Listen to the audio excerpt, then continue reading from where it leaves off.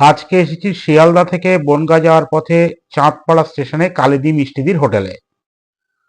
এই যে থালিটা আপনারা দেখতে পাচ্ছেন, যে পাঁচ মিশালি সবজি আছে, আলু ভাজা আছে, ডাল আছে আর ব্যাট পাঁপড় আছে।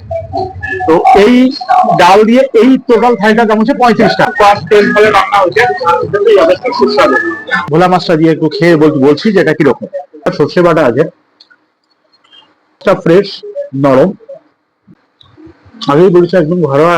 এখানে 2 পিস মটন দেওয়া হয়েছে, ভালো, হালকা ভালো লাগছে। কাতলা মাছের সাইজটা মোটামুটি ঠিকঠাক। ধনে বাটা, জিরে বাটা দেওয়া, পেঁয়াজের। এই হোটেল থেকে ভাইরাল হয়েছে তার কারণ ডেফিনেটলি রান্নার গুণ। একদম গরম, মুচমুচে, বড় দুর্দান্ত। এই হোটেলেই খেয়ে বেরোলাম। ওভারঅল এক্সপিরিয়েন্স বেশ ভালো।